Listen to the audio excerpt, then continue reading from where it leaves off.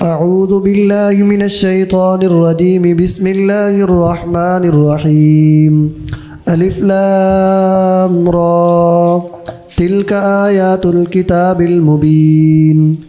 اللہ نہایت رحمت والے بے حد رحم فرمانے والے کے نام سے، یہ روشن کتاب کی آیتیں ہیں۔ بسم اللہ الرحمن الرحیم۔ سورۃ یوسف مکی صورت ہے۔ الف لام را حروف مقطعات میں سے ہے۔ تلک آیات الکتاب المبین، یہ واضح کتاب کی آیات ہیں۔ واضح کتاب سے مراد قرآن شریف ہے، مبین سے مراد واضح۔ حضرت سعد بن ابی وقاص رضی اللہ تعالی عنہ اس صورت کے بارے میں فرماتے ہیں کہ نبی کریم رؤوف الرحیم صلی اللہ علیہ وآلہ وسلم پر ایک زمانے تک، ایک عرصے تک قرآن نازل ہوتا رہا۔ صحابہ اکرام نے عرض کیا، یا رسول اللہ لو قصصت علینا، کاش آپ ہمیں کوئی واقعہ سناتے۔ فانزل اللہ عز وجل الف لام را تلک آیات الکتاب المبین۔ اس وقت اللہ تعالیٰ جل شانہ نے سورۃ یوسف نازل فرمائی، اور حضرت سعد بن ابی وقاص نے آگے یہ حدیث بیان کرتے وقت، یہ واقعہ سناتے وقت نحن نقص علیک احسن القصص تک تلاوت کر دی۔ مستدرک حاکم حدیث نمبر 3369، 3369۔ آگے چلیے۔ انا انزلناه قرآنا عربیا لعلکم تعقلون، بے شک ہم نے اسے عربی قرآن اتارا تاکہ تم اسے خوب سمجھو۔ قرآن کو عربی زبان میں اتارا گیا تاکہ جو اس کے پہلے مخاطب ہیں وہ عرب ہی ہیں، وہ اس کو اچھی طرح سمجھ سکیں، اور عربوں کے علاوہ بھی اگر کوئی، یعنی قرآن کا پیغام تو پوری دنیا تک جانا ہی ہے، تو سب سے مرکزی علاقہ چونکہ عرب ہے اور عربی زبان تمام زبانوں میں سے افضل ہے، لہذا قرآن کے لیے عربی زبان کا انتخاب کیا گیا۔ اور حدیث میں آتا ہے والذی نفسی بیدہ لو ان موسیٰ کان حیا ما وسعہ الا ان یتبعنی، اللہ کی قسم اگر آج موسیٰ بھی زندہ ہوتے تو میری اتباع کرتے۔ مسند احمد 15156۔ نحن نقص عليك احسن القصص بما اوحينا اليك هذا القرآن وان كنت من قبله لمن الغافلين، ہم آپ پر نہایت حسین قصہ بیان فرماتے ہیں اس لیے کہ ہم نے آپ کی طرف اس قرآن کی وحی فرمائی، اگرچہ اس سے پہلے اس قصے سے آپ بے خبر تھے۔ بہترین قصہ احسن القصص، یہ قرآن کی نص ہے اس بارے میں کہ تمام قصوں میں سب سے افضل قصہ اگر ہے تو حضرت یوسف علیہ السلام والا قصہ ہے، اور آپ اس قصے سے پہلے واقف نہیں تھے۔ بتانا یہ مقصود ہے کہ اے محبوب، یہ قصہ ہم آپ کو بتا رہے ہیں تو یہ آپ کے سچا نبی ہونے کا ثبوت ہے، اس لیے کہ آپ نے خود تو یہ قصہ اپنے اوپر بتوایا نہیں اور آزمایا نہیں تھا۔ آگے جی۔ اذ قال یوسف لأبیہ یا ابت انی رأیت 11 کوکبا والشمس والقمر رأیتهم لی ساجدین، جب یوسف نے اپنے باپ سے کہا، اے میرے باپ، بے شک میں نے خواب میں دیکھے 11 ستارے اور سورج اور چاند، میں نے ان کو اپنے لیے سجدہ کرتے ہوئے دیکھا۔ حضرت یوسف علیہ السلام حضرت یعقوب علیہ السلام کے بیٹے ہیں، وہ حضرت اسحاق علیہ السلام کے بیٹے ہیں، اور وہ حضرت ابراہیم علیہ السلام کے بیٹے ہیں۔ حدیث میں آتا ہے، حضرت عبداللہ بن عمر رضی اللہ تعالیٰ عنہ روایت کرتے ہیں، نبی کریم صلی اللہ علیہ وآلہ وسلم نے فرمایا، الکریم ابن الکریم ابن الکریم ابن الکریم یوسف ابن یعقوب ابن اسحاق ابن ابراہیم، یعنی کریم بیٹا کریم کا، وہ بیٹا کریم کا، وہ بھی بیٹا کریم کا۔ یہ 4 کریموں کا نام لیا اور فرمایا یہ 4 کریم کون ہیں؟ یوسف بن یعقوب بن اسحاق بن ابراہیم۔ بخاری 4688، 4688۔ حضرت یوسف علیہ السلام نے خواب میں دیکھا کہ 11 ستارے، سورج اور چاند مجھے سجدہ کر رہے ہیں۔ 11 ستاروں کی تعبیر ان کے بھائی، سورج سے مراد ان کے والد گرامی اور چاند سے مراد ان کی والدہ صاحبہ۔ ایک وقت آیا کہ واقعی ان 13 ہستیوں نے حضرت یوسف علیہ السلام کو سجدہ کیا۔ خواب کی یہ تعبیر سامنے آئی۔ حضرت عبداللہ بن عباس رضی اللہ عنہ فرماتے ہیں، کانت رؤیا الانبیاء وحیا، انبیاء کا خواب وہی ہوتا تھا۔ ابن ابی حاتم 12182۔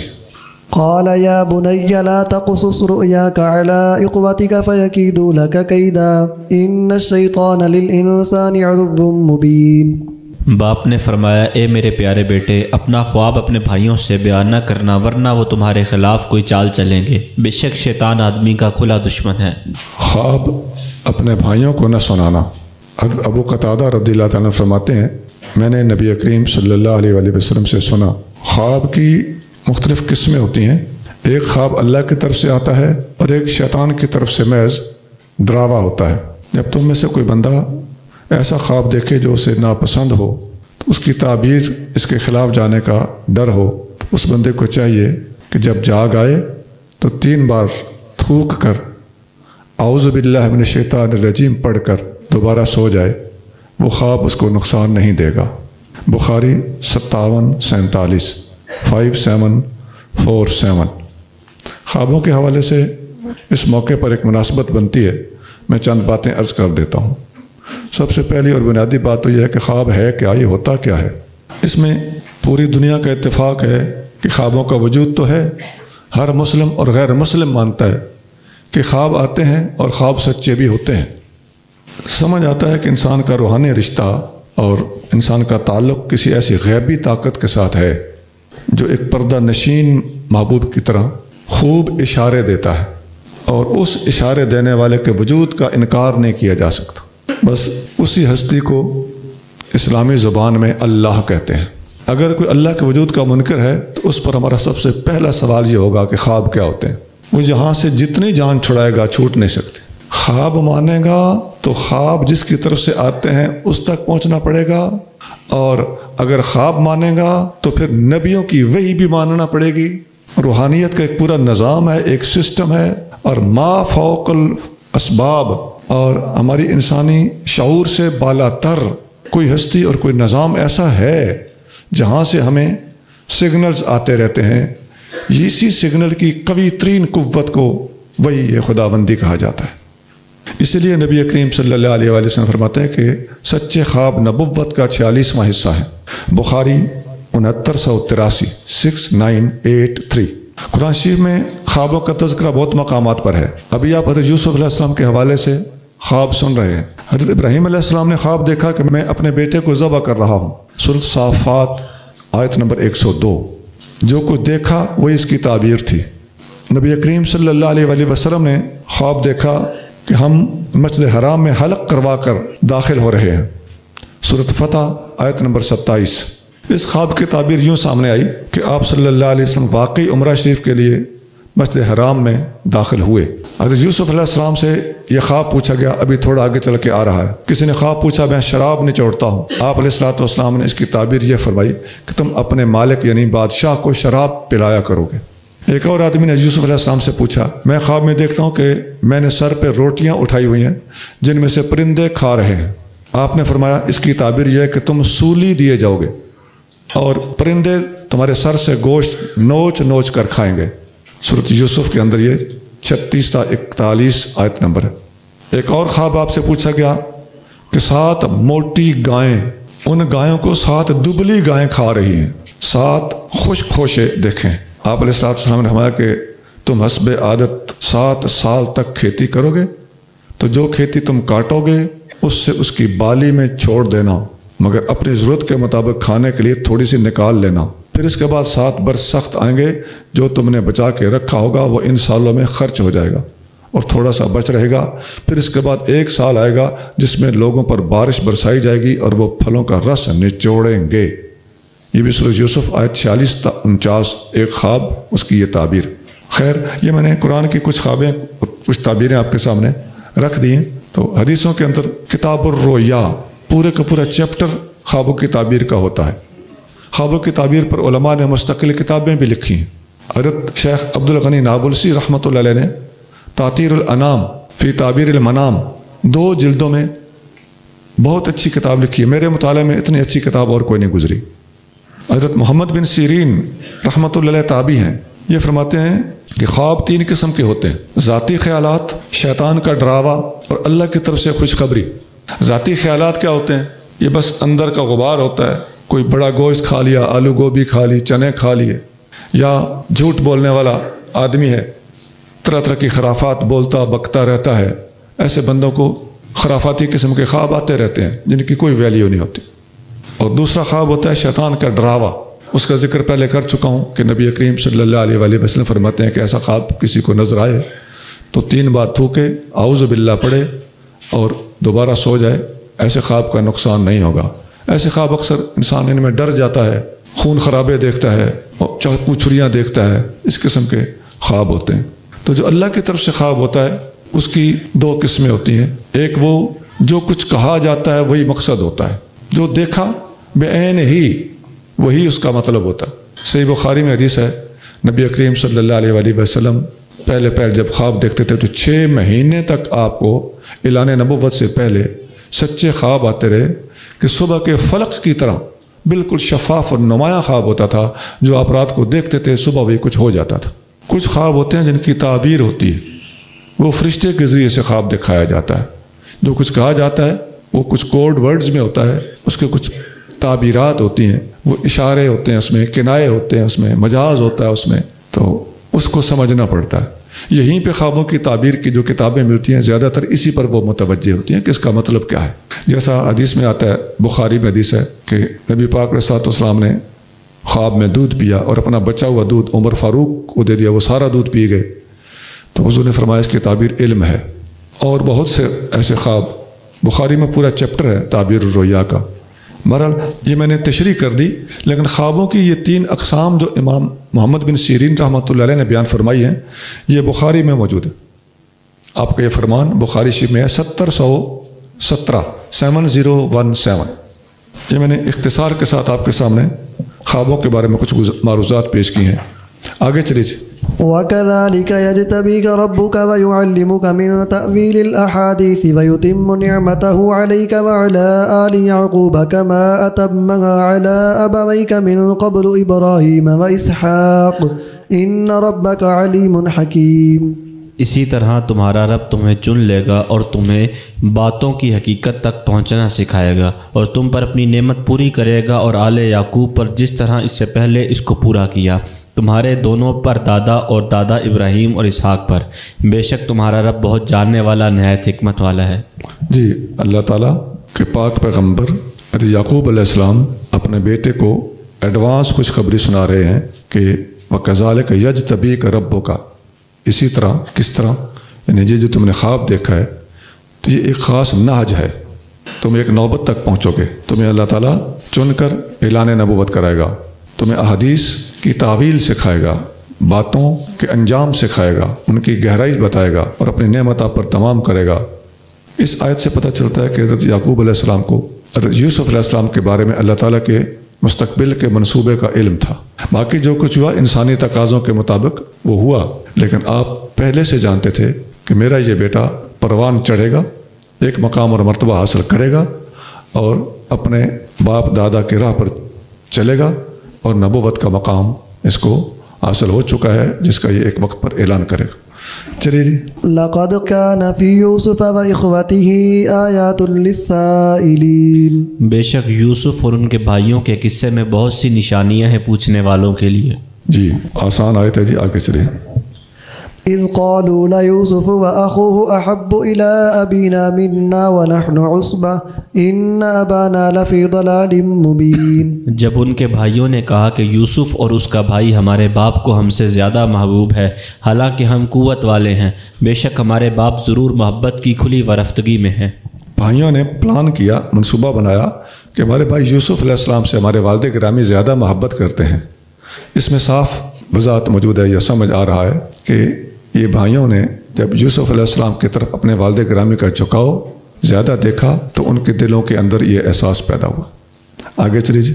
اقتلوا يوسف أو اطرحوه أرضا يخل لكم وجه أبيكم وتكونوا من بعده قوما صالحين۔ یوسف کو قتل کر دو یا اسے کہیں زمین میں پھینک آؤ، اس طرح تمہارے باپ کا رخ تمہاری ہی طرف ہو جائے گا اور اس کے بعد تم توبہ کر کے صالحین کی قوم سے ہو جانا۔ یہ بہت بڑا قدم اٹھانے کا انہوں نے منصوبہ بنا لیا تاکہ اپنے والد گرامی کی محبت ہم حاصل کر سکیں۔ آگے جی۔ قال قائل منهم لا تقتلوا يوسف وألقوه في غيابة الجب يلتقطه بعض السيارة إن كنتم فاعلين۔ ان میں سے ایک کہنے والے نے کہا یوسف کو قتل نہ کرو اور اسے کسی اندھے کنویں کی گہرائی میں ڈال دو، اسے اٹھا لیں گے بعض راہگیر مسافر اگر تم کچھ کرنا چاہتے ہو۔ ایک بھائی کا مشورہ یہ تھا کہ قتل کرنے کی بجائے اسے کنویں میں ڈال کر آ جاؤ تاکہ کم از کم ہم قتل سے بچ جائیں اور ہمارا مقصد بھی حاصل ہو جائے۔ آگے جی۔ قالوا يا أبانا ما لك لا تأمنا على يوسف وإنا له لناصحون۔ انہوں نے کہا اے ہمارے باپ آپ کو کیا ہوا کہ آپ یوسف کے بارے میں ہم پر مطمئن نہیں، حالانکہ ہم تو اس کے خیر خواہ ہیں؟ جی، یوسف کے بارے میں آپ ہم پر اعتماد نہیں کرتے، حالانکہ ہم اس کے خیر خواہ ہیں۔ چلیے جی۔ أرسله معنا غدا يرتع ويلعب وإنا له لحافظون۔ کل اسے ہمارے ساتھ بھیج دیجئے کہ وہ پھل کھائے اور کھیلے، اور بے شک ہم اس کے محافظ ہیں۔ حصول مقصد کے لیے بات بنائی جا رہی۔ آگے جی۔ قال إني ليحزنني أن تذهبوا به وأخاف أن يأكله الذئب وأنتم عنه غافلون۔ فرمایا بے شک مجھے یہ بات ضرور غمگین کرتی ہے کہ تم اسے لے جاؤ، اور مجھے ڈر ہے کہ بھیڑیا اسے کھا لے، اس حال میں کہ تم اس سے بے خبر ہو جاؤ۔ جی، جو ان کا فیوچر پلان تھا، یوسف علیہ السلام کی یہ بات اس کی طرف واضح اشارہ کر رہی ہے، جس طرح میں نے پہلے بتایا کہ وَكَذَلِكَ يَجْتَبِيكَ رَبُّكَ، اس آیت کے اندر بھی یعقوب علیہ السلام کو اپنے بیٹے یوسف علیہ السلام کے بارے میں حصول مرتبہ کا علم صاف نظر آ رہا ہے، تو یہاں بھی پتہ چل رہا ہے کہ اپنے بیٹوں سے کہہ رہے ہیں کہ کہیں اس کو بھیڑیا نہ کھا جائے، تو یہی بات انہوں نے کرنی تھی، حضرت یعقوب علیہ السلام نے ایڈوانس یہ بات کر دی۔ آگے جی۔ قالوا لئن أكله الذئب ونحن عصبة إنا إذا لخاسرون۔ وہ بولے اگر اسے بھیڑیا کھا جائے حالانکہ ہم مضبوط جماعت ہیں تو بے شک ہم اس وقت ضرور نقصان اٹھانے والے ہوں گے۔ ہم 11 بندے ہیں، ہمارے ہوتے ہوئے بھیڑیا کھا جائے بات تو کوئی نہ ہوئی۔ پھر آگے جی۔ فلما ذهبوا به وأجمعوا أن يجعلوه في غيابة الجب وأوحينا إليه لتنبئنهم بأمرهم هذا وهم لا يشعرون۔ پھر جب وہ اسے لے گئے اور سب نے فیصلہ کیا کہ اس کو اندھیرے کنویں کی گہرائی میں ڈال دیں، اور ہم نے اس کی طرف وحی کی کہ پریشان نہ ہو، ایک وقت ایسا آئے گا ضرور تم ان کے اس کام سے انہیں آگاہ کرو گے، اس حال میں کہ وہ تمہاری عظمت کا شعور نہ رکھتے ہوں گے۔ جی، کنویں میں جب ڈال دیا گیا تو اللہ تعالیٰ جل شانہ نے ٹوٹے ہوئے دل پر مرہم رکھا اور تسلی دی کہ گھبرانا نہیں ہے۔ سبحان اللہ، انا عند المنکسرۃ لقلوبہم، جب دل ٹوٹتا ہے اللہ ادھر ہوتا ہے۔ تو بچا بچا کے نہ رکھ اسے، تیرا آئینہ ہے وہ آئینہ کہ شکستہ ہو تو عزیز تر ہے نگاہ آئینہ ساز میں۔ آگے چلیے۔ وجاءوا أباهم عشاء يبكون۔ اور اندھیرا پڑے وہ اپنے باپ کے پاس روتے ہوئے آئے۔ جی آگے چلیے۔ قالوا يا أبانا إنا ذهبنا نستبق وتركنا يوسف عند متاعنا فأكله الذئب وما أنت بمؤمن لنا ولو كنا صادقين۔ بولے اے ہمارے باپ، بے شک ہم ایک دوسرے پر سبقت کے لیے دوڑ لگانے لگے اور یوسف کو اپنے سامان کے پاس چھوڑ گئے تو اسے بھیڑیے نے کھا لیا، اور آپ ہماری بات کا یقین کرنے والے نہیں اگرچہ ہم سچے ہوں۔ آسان ہے، آگے چلیے۔ وجاءوا على قميصه بدم كذب قال بل سولت لكم أنفسكم أمرا فصبر جميل والله المستعان على ما تصفون۔ اور وہ ان کے کرتے پر جھوٹا خون لگا کر لے آئے۔ آپ نے فرمایا واقعہ یہ نہیں بلکہ تمہارے دلوں نے تمہارے لیے ایک بات بنائی ہے، تو اب صبر ہی اچھا ہے، اور میں اللہ ہی سے مدد مانگتا ہوں اس بات پر جو تم ظاہر کرتے ہو۔ یہاں پھر آپ فرما رہے ہیں کہ حقیقت امر نہیں ہے، اسے بھیڑیے نے نہیں کھایا، تم لوگوں نے بات خود بنائی ہے، لیکن صبر جمیل سے کام لوں گا۔ واللہ المستعان، مستعین مدد مانگنے والا، مستعان جس سے مدد مانگی جائے۔ آگے جی۔ وجاءت سيارة فأرسلوا واردهم فأدلى دلوه قال يا بشرى هذا غلام وأسروه بضاعة والله عليم بما يعملون۔ اور راہگیروں کا ایک گروہ آیا تو انہوں نے اپنے پانی بھرنے والے کو بھیجا تو اس نے اپنا ڈول ڈالا، وہ بولا خوشخبری ہو یہ ایک لڑکا ہے، اور انہوں نے یوسف کو چھپا لیا سوداگری کا مال بنا کر، اور اللہ ان کے کاموں کو خوب جانتا ہے۔ اسروہ بداعتن، سوداگری کا مال بناتے ہوئے، دولت سمجھتے ہوئے، سوداگروں نے انہیں کنویں میں سے نکال لیا اور سوداگری کا سامان سمجھ کر ساتھ رکھ لیا۔ وشروه بثمن بخس دراهم معدودة وكانوا فيه من الزاهدين۔ اور انہوں نے یوسف کو کھوٹے داموں چند درہموں کے بدلے بیچ دیا، اور وہ یوسف میں بے رغبت تھے۔ بے رغبت تھے، ان کی اہمیت کے اور قدر کے شناسا نہیں تھے۔ آگے جی۔ وقال الذي اشتراه من مصر لامرأته أكرمي مثواه عسى أن ينفعنا أو نتخذه ولدا وكذلك مكنا ليوسف في الأرض ولنعلمه من تأويل الأحاديث والله غالب على أمره ولكن أكثر الناس لا يعلمون۔ اور مصر کے جس آدمی نے انہیں خریدا اس نے اپنی بیوی سے کہا اعزاز و اکرام سے ان کی رہائش کا اہتمام کرو، شاید ان سے ہمیں نفع پہنچے یا ہم انہیں بیٹا بنا لیں۔ اور اسی طرح ہم نے یوسف کو زمین میں استحکام بخشا، اور اس لیے کہ ہم انہیں باتوں کی حقیقت، خوابوں کی تعبیر تک پہنچنا سکھائیں، اور اللہ اپنے کام پر غالب ہے لیکن اکثر لوگ نہیں جانتے۔ تو جس نے خریدا تھا اس نے اپنی بیوی سے کہا کہ ان کو گھر میں رکھو اور ہمیں ہو سکتا ہے ان کے ذریعے سے فائدہ پہنچے یا ہم انہیں اپنا بیٹا بنا لیں۔ تو اس طریقے سے اللہ تعالیٰ نے حضرت یوسف علیہ السلام کو زمین کے اندر تمکین دی، ٹھہرنے کا سامان فراہم فرمایا۔ حضرت ابو عبیدہ رضی اللہ تعالیٰ عنہ فرماتے ہیں کہ حضرت عبداللہ بن مسعود رضی اللہ تعالیٰ عنہ نے ارشاد فرمایا کہ دنیا میں ذہانت کے شاہ سوار 3 گزرے ہیں۔ نمبر 1 عزیز مصر، جس نے اپنے بیوی سے کہا تھا کہ اس بچے کا خیال رکھنا، اور نمبر 2 وہ خاتون جنہوں نے حضرت موسیٰ علیہ السلام کو مدین کے علاقے میں گئے ہوئے دیکھا تو اپنے والد گرامی حضرت شعیب علیہ السلام سے جا کے کہا تھا یا ابت استاجر ہو، اے والد گرامی اس بندے کو اپنے پاس ملازم رکھ لیجیے۔ اور تیسرے نمبر پر جو ذہانت کی انتہا پر بات تھی وہ یہ تھی جب ابو بکر صدیق دنیا سے جانے لگے تو عمر کو اپنا خلیفہ نامزد کر کے گئے۔ یہ حدیث مستدرک حاکم میں ہے 3320 یہاں اس کتاب کے مصنف حاکم خود لکھتے ہیں اسی جگہ پر کہ عبداللہ بن مسعود سے اللہ راضی ہو جس نے یہ 3 نقطے اٹھائے ہیں۔ یہ 3 بندے ذہانت کی انتہا پر تھے۔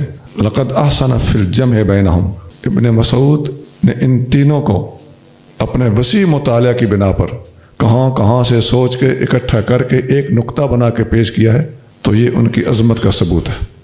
وَلَمَّا بَلَغَ أَشُدَّهُ آتَيْنَاهُ حُكْمًا وَعِلْمًا وَكَذَلِكَ نَجْزِي الْمُحْسِنِينَ۔ اور جب وہ اپنی پوری قوت کو پہنچے تو ہم نے انہیں حکم اور علم عطا فرمایا، اور اسی طرح ہم نیکی کرنے والوں کو جزا دیتے ہیں۔ اپنی مضبوط عمر کو پہنچے تو اللہ نے انہیں حکم اور علم عطا فرمایا۔ حکم سے مراد قوت فیصلہ، اور علم سے مراد ظاہر ہے علم لفظ آسان ہے، تو ہم احسان کرنے والوں کو یہ بدلہ دیا کرتے ہیں۔ جی۔ وراودته التي هو في بيتها عن نفسه وغلقت الأبواب وقالت هيت لك قال معاذ الله إنه ربي أحسن مثواي إنه لا يفلح الظالمون۔ اور جس عورت کے گھر میں وہ تھے اس نے ان کی جان سے بے قابو کرنے کے لیے انہیں بہلایا پسلایا، اور اس نے دروازے بند کر دیے اور کہنے لگی جلدی آ یوسف، جلدی آ۔ یوسف نے فرمایا اللہ کی پناہ، بے شک وہ عزیز مصر میرا پرورش کرنے والا ہے، اس نے میری رہائش کا بہت اچھا اہتمام کیا ہے، بے شک ظالم فلاح نہیں پاتے۔ مصر کے عزیز کی زوجہ نے دروازے بند کر کے حضرت یوسف علیہ السلام کو دعوت دی، تو آپ نے جواب دیا اللہ کی پناہ، یہ بندہ میرا محسن ہے، اس نے مجھے ٹھکانہ دیا ہوا ہے، میں اس کے ساتھ بھلا بے وفائی کر سکتا ہوں؟ وَلَقَدْ هَمَّتْ بِهِ وَهَمَّ بِهَا لَوْلَا أَن رَّأَىٰ بُرْهَانَ رَبِّهِ كَذَلِكَ لِنَصْرِفَ عَنْهُ السُّوءَ وَالْفَحْشَاءَ إِنَّهُ مِنْ عِبَادِنَا الْمُخْلَصِينَ۔ اور بے شک اس عورت نے ان کا قصد کر لیا، اور وہ بھی اس کا قصد کر لیتے اگر اپنے رب کی پختہ دلیل نہ دیکھ لیتے۔ ہم نے اسی طرح کیا تاکہ ہم ان سے برائی اور بے حیائی کو دور رکھیں، بے شک وہ ہمارے برگزیدہ بندوں میں سے ہیں۔ اللہ نے انہیں اس خاتون کی دعوت پر عمل کر گزرنے سے بچا لیا۔ آگے چلیے۔ واستبق الباب وقدت قميصه من دبر وألف يا سيدها لدى الباب قالت ما جزاء من أراد بأهلك سوءا إلا أن يسجن أو عذاب أليم۔ اور دونوں آگے پیچھے دروازے کی طرف دوڑے، اور عورت نے ان کا کرتا پیچھے سے پھاڑ دیا، اور دونوں نے عورت کے خاوند کو دروازے کے قریب پایا۔ عورت اپنے خاوند سے بولی اس کی سزا کیا ہے جو آپ کے گھر والی کے ساتھ بدی کا ارادہ کرے، بجز اس کے کہ اسے قید کر دیا جائے یا اسے دردناک عذاب دیا جائے۔ جب اس خاتون نے حضرت یوسف علیہ السلام کو دعوت دی تو دروازے بند کرتے ہی جو کمرے کے اندر بت رکھا ہوا تھا جس کی وہ پوجا کرتی تھی، اس نے اس بت کے اوپر کپڑا ڈال دیا۔ تو یوسف علیہ السلام نے پوچھا لما فعلت ھذا، تم نے اس پر کپڑا کیوں ڈالا ہے؟ کہنے لگی استحییت منہ ان یرانی علی المعصیۃ، مجھے حیا آئی ہے کہ جس کی میں عبادت کرتی ہوں وہ مجھے گناہ کرتا ہوا دیکھے۔ یوسف علیہ السلام نے کہا اتستحین مما لا یسمع ولا یبصر ولا یفقہ، اس سے تمہیں حیا آتی ہے جو نہ سنتا ہے نہ دیکھتا ہے نہ سمجھتا ہے، فانا احق ان استحی من ربی، تو میرا زیادہ حق ہے کہ میں اپنے رب سے حیا کروں۔ ثم تولی عنہا ہاربا، پھر وہاں سے بھاگ کر نکلے۔ بغوی جلد دوم صفحہ 454۔ پھر جب آپ بھاگے فاستبقا الباب، دونوں دروازے کی طرف بھاگے۔ آپ بھاگ رہے تھے اور وہ آپ کو پکڑنے کے لیے بھاگ رہی تھی۔ جب بھاگے تو پیچھے سے پکڑا تو آپ کی قمیض پیچھے سے پھٹ گئی۔ پھر جب دروازے کے پاس گئے تو آگے عزیز مصر کھڑا تھا۔ عورت فوراً پلٹ گئی، کہنے لگی آپ کے گھر والوں کے ساتھ جو برائی کا ارادہ کرے اس کی سزا کیا ہے، سوائے اس کے کہ اسے قید کر دیا جائے یا المناک عذاب دیا جائے۔ آگے جی۔ قال هي راودتني عن نفسي وشهد شاهد من أهلها إن كان قميصه قد من قبل فصدقت وهو من الكاذبين۔ یوسف نے فرمایا اسی نے مجھے بہلایا پھسلایا میری جان سے بے قابو کرنے کے لیے، اور اس عورت کے رشتہ داروں میں سے ایک نے گواہی دی کہ اگر ان کا کرتا آگے سے پھٹا ہے تو عورت سچی ہے اور وہ غلط کہنے والوں میں سے ہیں۔ ایک چھوٹے بچے نے، دودھ پیتے بچے نے گواہی دی تھی، اس کے بارے میں حدیثوں میں آتا ہے، مسند احمد میں تفصیل کے ساتھ موجود ہے، مسند احمد 2824۔ اس بچے نے گواہی دی کہ قمیض دیکھیں کہاں سے پھٹی ہوئی ہے، اگر آگے سے پھٹی ہوئی ہے تو پھر یوسف کا قصور ہے، اور اگر پیچھے سے پھٹی ہوئی ہے تو پھر اس عورت کا قصور ہے۔ وَإِن كَانَ قَمِيصُهُ قُدَّ مِن دُبُرٍ فَكَذَبَتْ وَهُوَ مِنَ الصَّادِقِينَ، اور اگر ان کا کرتا پیچھے سے پھٹا ہے تو اس عورت نے جھوٹ بولا اور وہ سچے ہیں۔ جی آگے چلیں۔ فَلَمَّا رَأَى قَمِيصَهُ قُدَّ مِن دُبُرٍ قَالَ إِنَّهُ مِن كَيْدِكُنَّ إِنَّ كَيْدَكُنَّ عَظِيمٌ، پھر جب اس نے ان کا کرتا پیچھے سے پھٹا ہوا دیکھا تو بولا بے شک یہ تم عورتوں کی گہری چال ہے، یقیناً تمہاری فریب کاری بہت بڑی ہے۔ جی عزیز مصر کے الفاظ ہیں، آگے جی۔ یوسف اعرض عن هذا واستغفری لذنبک انک کنت من الخاطئین، اے یوسف تم اس بات سے درگزر کرو، اور اے عورت تو اپنے گناہ کی معافی مانگ، بے شک تو ہی گناہ گار تھی۔ اس سے درگزر کرو یعنی اس بات کو جانے دو۔ جی۔ وقال نسوة في المدينة امرأة العزيز تراود فتاها عن نفسه قد شغفها حبا إنا لنراها في ضلال مبين، اور شہر میں کچھ عورتوں نے کہا کہ عزیز کی بیوی اپنے نوجوان غلام کو اس کی جان سے اسے بے قابو کرنے کے لیے اسے بہلاتی پھسلاتی ہے، اس کی محبت نے اسے دیوانہ کر دیا ہے، بے شک ہم اسے کھلی بے راہ روی میں دیکھتے ہیں۔ عزیز مصر کی بیوی کے بارے میں شہر کی عورتوں میں بات پھیل گئی کہ یہ یوسف پر فریفتہ ہے۔ جی۔ فلما سمعت بمكرهن ارسلت اليهن واعتدت لهن متكئا واتت كل واحدة منهن سكينا وقالت اخرج عليهن، فلما رأينه أكبرنه وقطعن أيديهن وقلن حاش لله ما هذا بشرا إن هذا إلا ملك كريم۔ تو جب عزیز مصر کی اس عورت نے ان کی مکر کی باتیں سنی تو انہیں بلوایا اور ان کے لیے اچھے تکیے لگا کر مجلس تیار کی، اور ان میں سے ہر ایک کو پھل کاٹنے کی چھری دی اور یوسف سے کہا ان پر نکل آؤ۔ جب انہوں نے یوسف کو دیکھا تو حیران ہو کر ان کے حسن کی عظمت کی قائل ہو گئی، اور وارفتگی میں پھلوں کے بجائے اپنے ہاتھ کاٹ لیے اور کہنے لگی پاکی ہے اللہ کے لیے، یہ بشر نہیں، یہ تو نہیں مگر کوئی معزز فرشتہ۔ یہ آیت بالکل واضح آسان ہے اور معروف بات ہے، آگے چلیے۔ قالت فذلكن الذي لمتنني فيه ولقد راودته عن نفسه فاستعصم ولئن لم يفعل ما آمره ليسجنن وليكون من الصاغرين۔ وہ بولی تو یہ ہیں وہ جن کے بارے میں تم مجھے طعنہ دیتی تھیں، بے شک میں نے ہی انہیں ان کی جان سے بے قابو کرنے کے لیے بہلایا پھسلایا، یہ پھر بھی پاک باز رہے، اور اگر انہوں نے وہ نہ کیا جو میں ان سے کہتی ہوں تو ضرور قید کیے جائیں گے اور یقیناً بے توقیروں میں سے ہو جائیں گے۔ ابھی بھی وہ اپنے مشن سے باز نہیں آئی تھی اور شہر کی خواتین پر اپنے طرف سے اتمام حجت کر چکی تھی۔ دیکھو ایسا حسین آدمی کہ جسے تم بھی دیکھ کر چھریاں چلاتے وقت اپنے ہاتھوں پہ چھریاں چلا بیٹھی، تو میرے تو یہ گھر میں رہتا ہے۔ نبی کریم صلی اللہ علیہ وآلہ وسلم فرماتے ہیں کہ معراج کی رات میں نے یوسف کو دیکھا، اذا وقد اوتیا شطر الحسن، یوسف علیہ السلام کو بہترین حسن دیا گیا تھا۔ حضور نے خود دیکھ کر آپ کے بھی یہ اظہار خیال ہے، ریمارکس ہیں۔ مسلم 162 162۔ قال رب السجن أحب إلي مما يدعونني إليه وإلا تصرف عني كيدهن أصب إليهن وأكن من الجاهلين۔ یوسف نے عرض کی، اے میرے رب، مجھے قید خانہ اس سے زیادہ پسند ہے جس کی طرف یہ مجھے بلاتی ہیں، اور اگر تو ان کا مکر مجھ سے نہ پھیرے تو میں ان کی طرف مائل ہو جاؤں گا اور اس وقت نادانوں میں سے ہوں گا۔ یہ بہت بڑی پیغمبرانہ بات ہے کہ جس گناہ کی طرف یہ مجھے بلاتی ہے اس کی نسبت مجھے جیل جانا گوارا ہے۔ سبحان اللہ۔ جی۔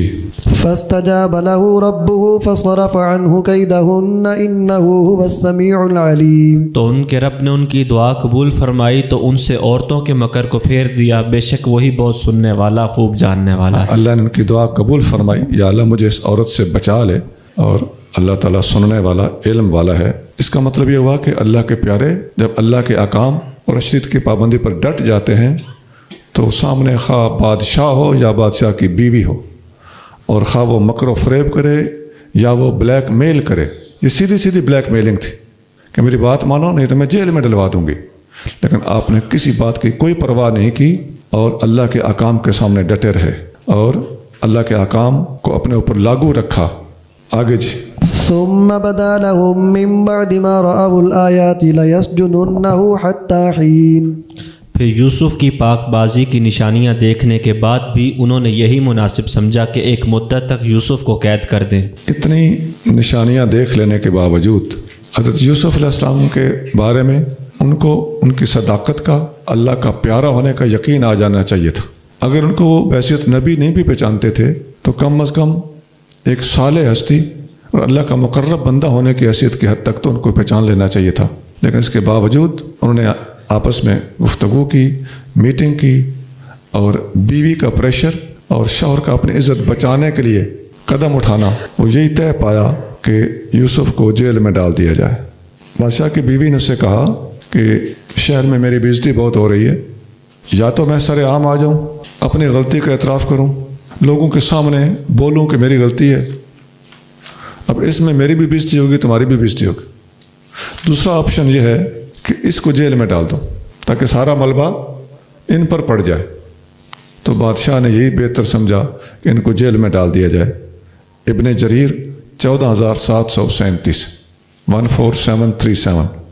ودخل معه السجن فتيان قال أحدهما إني أراني أعصر خمرا وقال الآخر إني أراني أحمل فوق رأسي خبزا تأكل الطير منه نبئنا بتأويله إنا نراك من المحسنين۔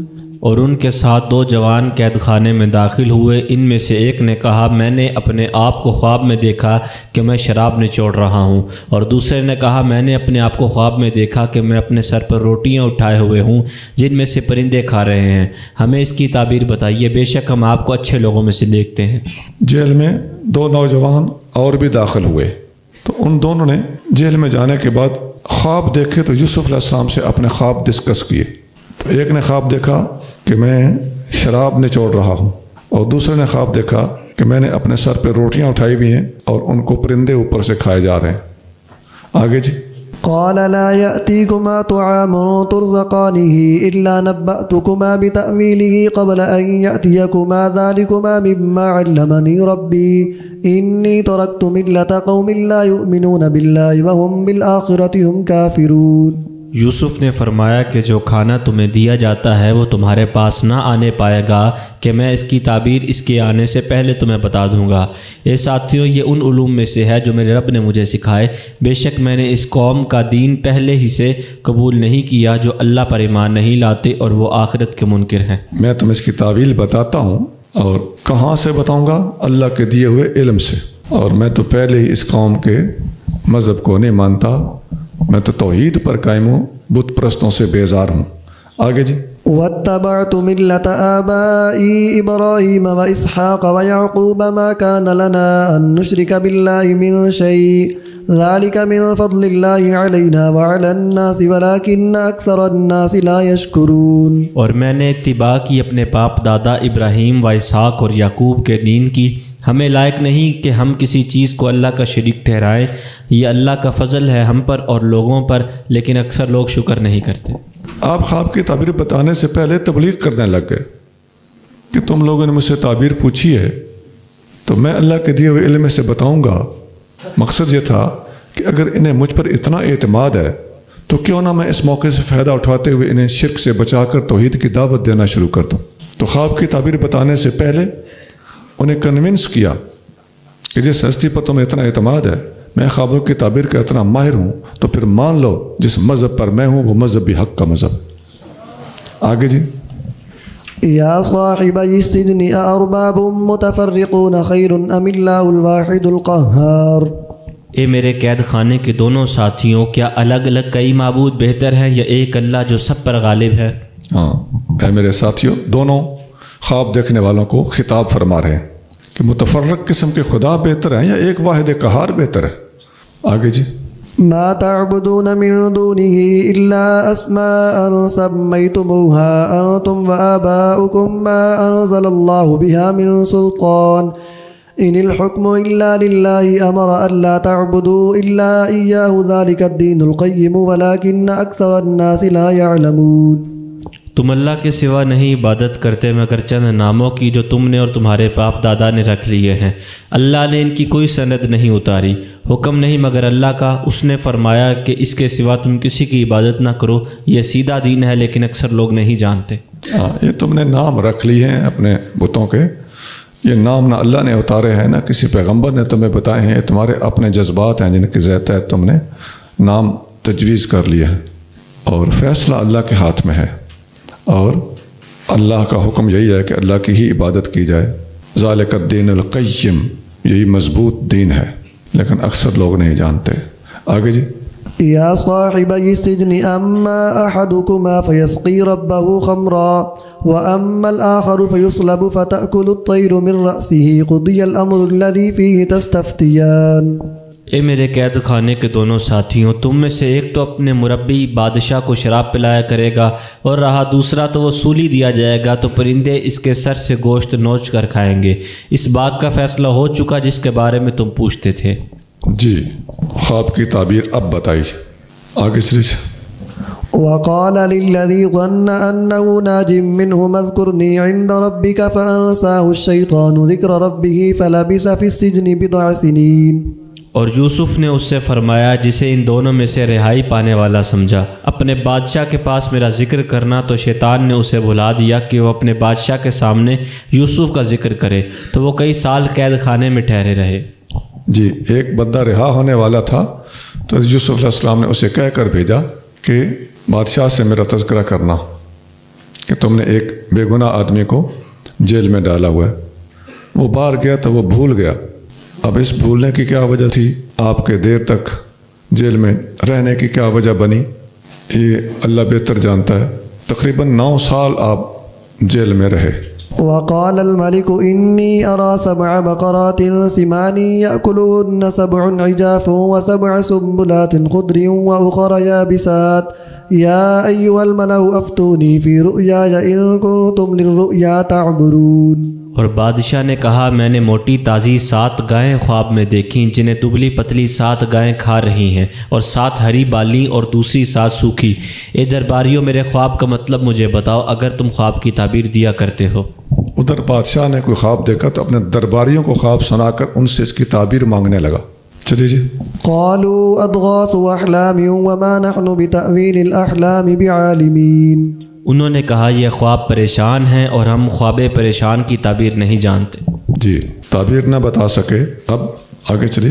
وقال الذي نجا منهما وادكر بعد أمة أنا أنبئكم بتأويله فأرسلون۔ اور کہا اس شخص نے جو ان دونوں قیدیوں میں سے رہائی پا چکا تھا اور اب اسے ایک مدت کے بعد یوسف یاد آیا، میں تمہیں اس کی تعبیر بتاؤں گا تو مجھے یوسف سے تعبیر پوچھنے کے لیے ان کے پاس بھیج دو۔ جی، وہ جو رہا ہو کے باہر آیا تھا اس کو یوسف علیہ السلام نے کہا تھا کہ بادشاہ کے سامنے میرا ذکر کرنا۔ اب جب بادشاہ نے خواب کی تعبیر پوچھی تو اسے یوسف علیہ السلام یاد آ گئے کہنے لگا مجھے ان کے پاس بھیجو، میں تمہیں آ کے بتاتا ہوں۔ چلیے۔ يوسف أيها الصديق أفتنا في 7 بقرات سمان يأكلهن 7 عجاف و7 سنبلات خضر وأخرى يابسات لعلي أرجع إلى الناس لعلهم يعلمون۔ وہاں جا کر اس نے کہا اے یوسف، اے صدیق، آپ ہمیں تعبیر دیں 7 فربا گایوں کی جنہیں 7 دبلی گائیں کھا رہی ہیں، اور 7 ہرے خوشوں اور دوسرے 7 خشک خوشوں کی، تاکہ میں لوگوں کی طرف واپس جاؤں کہ انہیں معلوم ہو جائے۔ ہاں، اب اس نے جا کے یوسف علیہ السلام سے کہا کہ 7 موٹی گائیں ہیں، ان کو 7 دبلی گائیں کھا رہی ہیں، اور 7 سٹے سنبلے ہرے ہیں اور 7 خشک ہیں۔ اس کی تعبیر بتائیے، میں واپس جا کے بتاؤں۔ آگے جی۔ قال تزرعون 7 سنين دأبا فما حصدتم فذروه في سنبله إلا قليلا مما تأكلون۔ فرمایا تم حسب عادت 7 برس تک کھیتی کرو گے، تو جو کھیتی تم کاٹو اسے اس کی بالی میں چھوڑ دو، مگر تھوڑا سا جتنا تم کھاؤ۔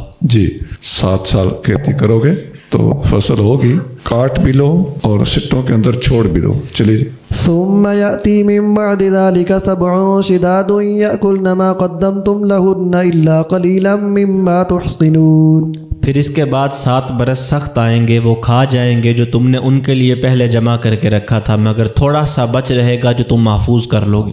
جی آگے چلیے۔ یہ پہلے میں بتا کے آ رہا ہوں، ایک پورا مضمون میں نے جو پیش کیا تھا اس میں یہ تفصیل گزر چکی۔ آگے جی۔ ثم يأتي من بعد ذلك عام فيه يغاث الناس وفيه يعصرون۔ پھر اس کے بعد 1 سال آئے گا جس میں لوگوں پر میہ برسایا جائے گا اور وہ اس میں پھلوں کا رس نچوڑیں گے۔ جی، یغاث الناس، لوگوں پر بارش ہوگی، غیث بارش کو کہتے ہیں۔ فیہ یعصرون، وہ نچوڑیں گے، یعنی یعصرون الفاکہہ، پھلوں کا رس نچوڑیں گے۔ جی۔ وقال الملك ائتوني به فلما جاءه الرسول قال ارجع إلى ربك فاسأله ما بال النسوة اللاتي قطعن أيديهن إن ربي بكيدهن عليم۔ اور بادشاہ نے کہا تم یوسف کو میرے پاس لے آؤ، تو جب ان کے پاس قاصدہ آیا انہوں نے فرمایا واپس چلا جا اپنے رب بادشاہ کی طرف، تو اس سے پوچھ کیا حال ہے ان عورتوں کا جنہوں نے اپنے ہاتھ کاٹے تھے، بے شک میرا رب ان کے مکر و فریب کو خوب جانتا ہے۔ بادشاہ نے جب تعبیر سنی تو تعبیر بتانے والے کی علمیت پر حیران ہوا اور کہنے لگا کہ اسے میرے پاس بلاؤ۔ حضرت یوسف علیہ السلام نے کہا کہ میں نہیں آؤں گا، اسے کہو کہ ان عورتوں کا کیا بنا۔ بادشاہ کو یاد دلانا چاہتے تھے اور بتلانا چاہتے تھے کہ میں ہوں کون۔ پھر یہ بھی اس میں نقطہ پوشیدہ ہے کہ اللہ والوں کو رہائی سے غرض نہیں ہوتی، اللہ والوں کو پیغام حق پہنچانے سے غرض ہوتی ہے۔ یہ جیل جول کیا ہے، گل کر جڑی کر نہیں، ان عورتوں کا کیا بنا۔ آگے چلی سے۔ قال ما خطبكن إذ راوتن يوسف عن نفسه قلنا حاش لله ما علمنا عليه من سوء قالت امرأة العزيز الآن حصحص الحق أنا راودته عن نفسه وإنه لمن الصادقين۔ بادشاہ نے ان عورتوں کو بلا کر کہا تمہارا کیا حال تھا جب تم نے یوسف کو اس کی جان سے بہلایا پھسلایا؟ وہ بولی پاکی ہے اللہ کے لیے، ہم نے اس میں کوئی بدی نہ پائی۔ عزیز مصر کی بیوی نے کہا اب تو حق بات ظاہر ہو گئی، میں نے ہی انہیں بہلایا پھسلایا تھا ان کی جان سے بے قابو کرنے کے لیے، اور بے شک وہ سچے تھے۔ جی، ان تمام عورتوں نے بھی جب بادشاہ نے ان کو بلایا تو پوچھا کہ تم نے اس کے بارے میں کیا محسوس کیا؟ تو ساری عورتوں نے کہا کہ ہم نے اس کی آنکھ میں حیا دیکھی تھی۔ تو بادشاہ نے پھر اپنی بیوی سے تفتیش کی، اس نے کہا کہ اب تو بات کھل چکی ہے، اتنا عرصہ ہو چکا ہے، پھر اس اللہ کے پیارے کو اتنا عرصہ جیل میں رکھوا کے میں اپنے ضمیر کے سامنے بھی مجرم بن چکی ہوں، اب مجھے سچ بولے بغیر رہا نہیں جا رہا۔ کہنے لگی سارا قصور میرا تھا۔ وَإِنَّهُ لَمِنَ الصَّادِقِينَ، اور وہ سچوں میں سے تھا۔ آگے جی۔ ذَلِكَ لِيَعْلَمَ أَنِّي لَمْ أَخُنْهُ بِالْغَيْبِ وَأَنَّ اللَّهَ لَا يَهْدِي كَيْدَ الْخَائِنِينَ۔ یوسف نے فرمایا یہ اس لیے میں نے کیا کہ وہ عزیز مصر جان لے کہ میں نے پیٹھ پیچھے اس کی کوئی خیانت نہیں کی، اور یہ کہ اللہ خیانت کرنے والوں کے مکر کو راہ نہیں دیتا۔ میں نے جیل سے نکلنے کی بجائے پہلے ان عورتوں کا حال اس لیے پوچھا تاکہ میں حق کو واضح کر دوں اور ان عورتوں کا مکر اور فریب وَأَنَّ اللَّهَ لَا يَهْدِي قَيْدَ الْخَائِنِينَ، اور یہ واضح کر دوں کہ اللہ تعالیٰ خیانت کرنے والوں کے مکر کو ہدایت نہیں دیتا، پروان نہیں چڑھاتا۔ سبحان ربک رب العزت عما یصفون وسلام علی المرسلین والحمد للہ رب العالمین.